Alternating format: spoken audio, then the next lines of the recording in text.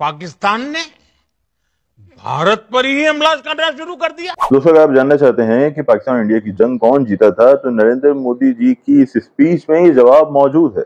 याद रहे कि मोदी जी ने ये स्पीच सीज फायर के 48 घंटे बाद की थी, यानी उनके पास बहुत सा वर्क था, होमवर्क करने का और ये जानने का कि जो पड़ोसी मुल्क है पाकिस्तान है, उसके ऑफिशियल्स क्या कह चुके हैं, ताकि वो उसका करारा जवाब दे सकें।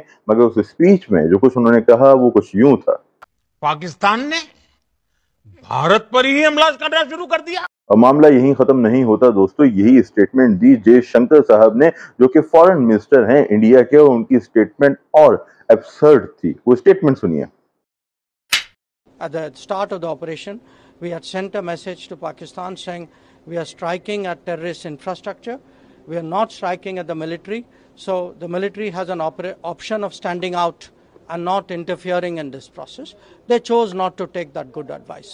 अब आप ये स्टेटमेंट सुन चुके हैं। इस स्टेटमेंट को आप मोदी जी की स्पीच के उस टुकड़े से मिलाइए जो हमने शुरू में दिखाया था, और अब आपको देखना होगा कि जो अपोजिशन लीडर हैं इंडिया के, राहुल गांधी, जिनके बारे में अर्नब गोस्वामी कहते हैं कि पाकिस्तानियों को वो बहुत पसंद है, तो ये बात दुरुस्त है, क्योंकि पाकिस्तानी ये समझते हैं कि इंडिया में अगर एक सेकुलर गवर्नमेंट होगी, एक रोशन ख्याल गवर्नमेंट होगी, तभी इस खित्ते में अमन कायम हो सकेगा। बहरहाल उस मुद्दे पे हम फिर बात करेंगे। अब देखिए कि राहुल गांधी जी ने क्या कहा।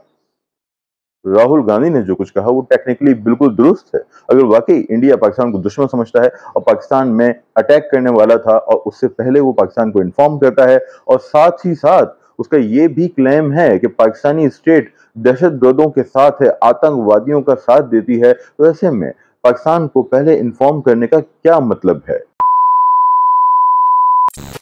देशभक्त के नाम से एक यूट्यूबर हैं जो कि बहुत अच्छा काम कर रहे हैं, मैं उनके काम को एडमायर करता हूं, मगर पाकिस्तान से मुतालिक जो उन्होंने वीडियो बनाई उस पर कुछ ऑब्जेक्शंस हम कर सकते हैं।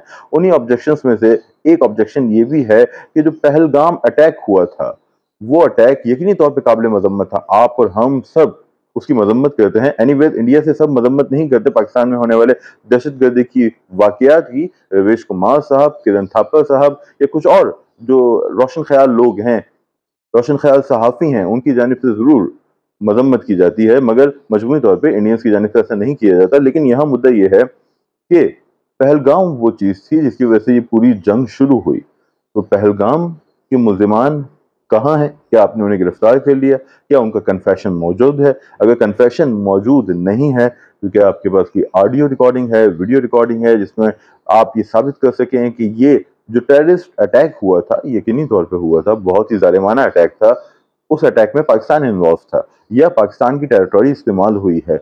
आपके पास अगर शवाहिद हैं तो आप इंटरनेशनल फोरम्स पे जाते, उन सबूतों को, एविडेंस को पेश करते, उन पर आर्ग्यूमेंट होती और उन पर कोई कंक्लूजन होता, या फिर कोई कंक्लूजन तक पहुंचने के बाद आप कहते कि पाकिस्तान उस चीज को नहीं मान रहा, तो फिर हम एक्शन लेंगे, हम बॉर्डर क्रॉस करेंगे और टेररिस्ट के ठिकानों को हिट करेंगे। मगर आपने ऐसा कुछ नहीं किया, बल्कि 10 मई के बाद, सीज फायर के बाद, इंडिया के एक ऑफिशियल ने एक प्रेस कॉन्फ्रेंस में ये तस्लीम किया कि पहलगाम वाकये की तो अभी इन्वेस्टिगेशन जारी है। तो आपकी इन्वेस्टिगेशन जारी है, मगर आपने अटैक कर दिया। आपने अटैक क्यों किया?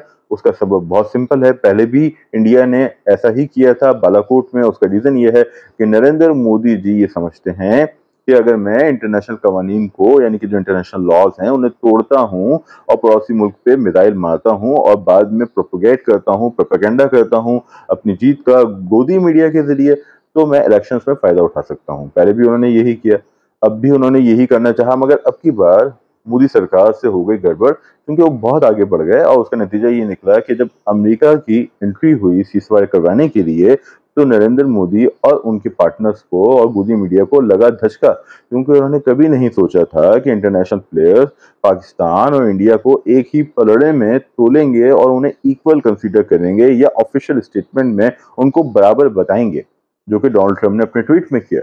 बाद में डोनाल्ड ट्रंप ने रियाज में जाके भी यही बात की कि दोनों मुल्क बहुत काबिल हैं, दोनों में बहुत सलाहियत है, दोनों की लीडरशिप बहुत अच्छी है और हम उन्हें एक डिनर पे इकट्ठा कर सकते हैं। To stop the escalating violence between India and Pakistan, and I used trade to a large extent to do it. I said, fellas, come on, let's make a deal. Let's do some trading. Let's not trade. अब आप सोचिए, Indians जो ये claim करते थे कि हम एक माशी, यानी एक फाइनेंशियली बहुत बड़ी ताकत बन चुके हैं, जो कि दुरुस्त है कुछ हद तक, मगर साथ ही वो कहते थे कि जो हमारी जो आर्मी है वो दुनिया की सबसे बड़ी आर्मी है और हम एक मिलिट्री लेवल पे या फाइनेंशियल लेवल पे बहुत बड़ी ताकत बन के उभर चुके हैं और हमारा कोई मुवाजना नहीं है पाकिस्तान से। यूएनियंस कहते थे और पाकिस्तानी भी कहते थे कि हाँ यार तुम कुछ हद तक ठीक कहते हो, मगर ट्रंप को ऐसा नहीं लगता और ट्रंप ने कहा कि दोनों मुल्क बहुत काबिल हैं, दोनों मुल्क सलाहियत रखते हैं, दोनों मुल्कों के साथ तिजारत की जाएगी, दोनों मुल्कों की लीडरशिप काबिल तारीफ है और दोनों मुल्कों का शुक्रिया सीज फायर के लिए और दोनों मुल्कों की लीडरशिप को हम इकट्ठा करेंगे डिनर पे। तो यकीनी तौर पे इंडिया, मोदी जी और गोदी मीडिया ने कहा ये दूसरा मुल्क कौन है भैया, हम तो यहाँ अकेले थे, अकेले चौकीदार थे इस पूरे सब कॉन्टिनेंट के, एशिया के, तो ये दूसरा मुल्क कहाँ से आ गया। मगर ट्रंप दूसरे मुल्क को लेके आ गए और यही वो चीज़ है जो मोदी जी के लिए सदमा है। और इस पे फिर से मैं यही कहना चाहूंगा कि पाकिस्तान ने भारत पर ही हमला करना शुरू कर दिया।